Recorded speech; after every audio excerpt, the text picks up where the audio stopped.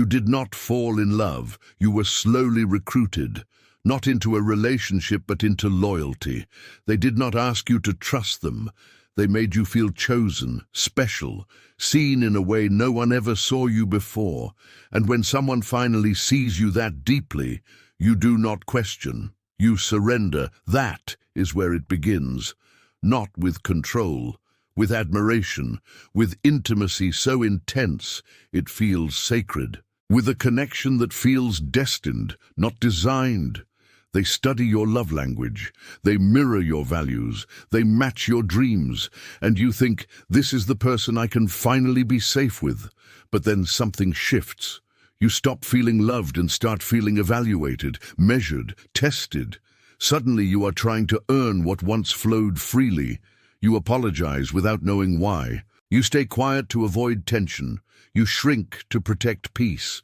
This is not love fading. This is love being weaponized. And right now, your body remembers things your mind still tries to excuse. That ache in your chest, that fear of disappointing them, that urgency to fix things you did not break.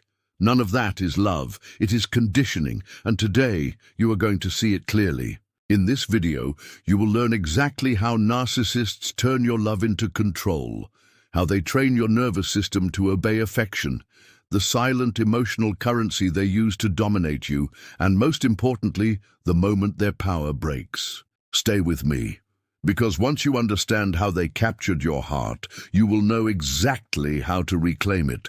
This was not love going wrong. This was love being used. Narcissists do not command your loyalty. They program it. They praise you when you are pleasing.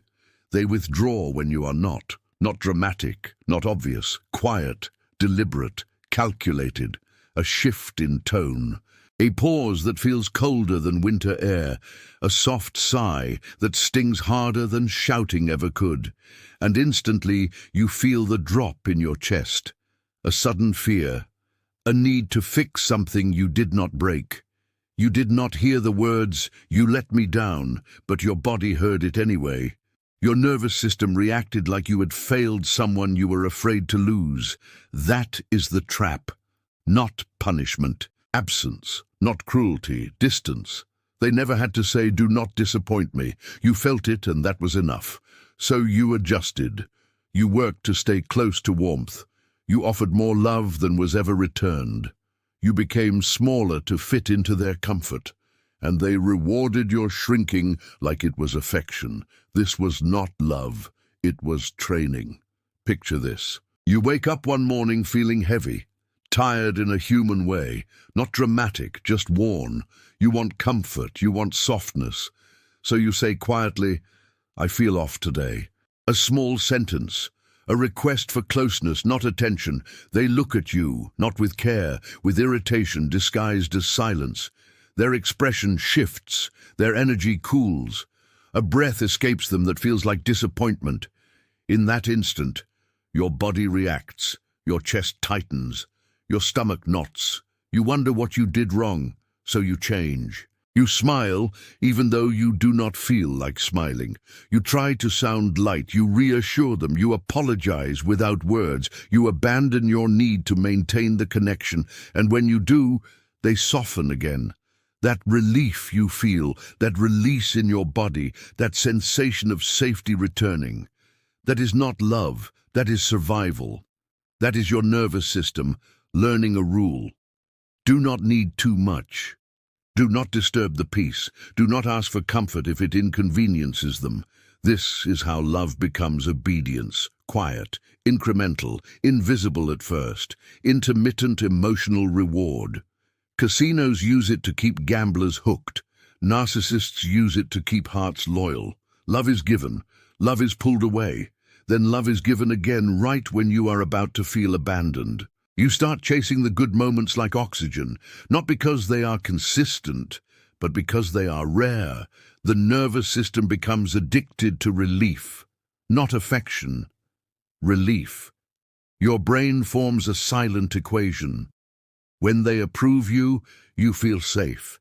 When they distance themselves, you feel threatened. When you love them, you feel responsible for keeping the peace. You do not stay because you are trapped. You stay because relief feels like salvation. You stay because unpredictability feels like fate. You stay because every return of warmth feels earned, not given. That is not connection. That is conditioning. The mirror illusion. They do not love you by giving you themselves. They love you by reflecting you back to yourself. They copy your warmth. They mimic your empathy. They mirror your tenderness, not because they feel it, but because they observe you feeling it. You think you found someone who matches your heart. In truth, you found someone who studied your heart and replayed it like a performance. You did not fall in love with them. You fell in love with the version of you that existed in their presence. Imagine standing in front of a mirror in a dark room. You move, the reflection moves.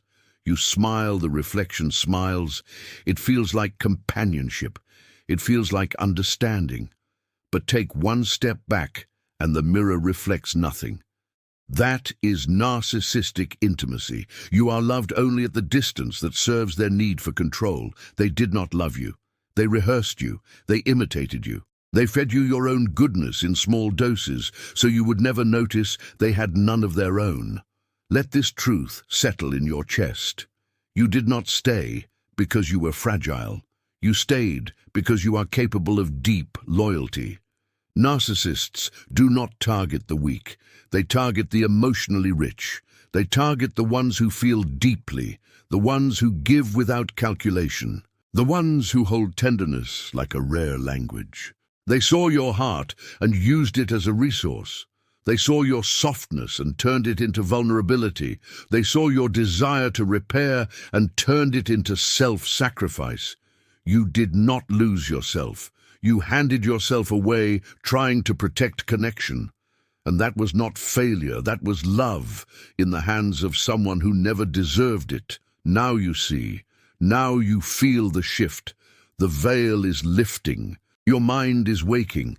Your heart is returning. This is the moment the spell breaks. You do not free yourself by fighting them. You free yourself by no longer performing for them. Freedom is not loud. Freedom is quiet. Freedom is internal before it is external. Step 1, stop explaining yourself. Explanations are fuel for manipulation. Step 2, pause before reacting. Silence interrupts the emotional reward cycle. Step 3, rebuild inner truth. Tell yourself quietly when guilt rises, I am allowed to exist without earning love. Step 4, return focus to yourself. Ask, what do I feel? What do I need? What do I choose? Step 5, detach emotionally before leaving physically. The moment you stop hoping they change, their power collapses. You do not walk away first. You stop walking back. That is the real exit. They never owned your love. They simply convinced you to abandon yourself for it. But your voice is still here. Your strength is waking up. Your heart is remembering its way home. You are not breaking free. You are returning. And once you return to yourself, no one gets to live inside you again. Subscribe to the channel and do not stop at this video. They are still using tricks you have not noticed. The next video will show you how they do it. And once you see it, you will never see people the same way again.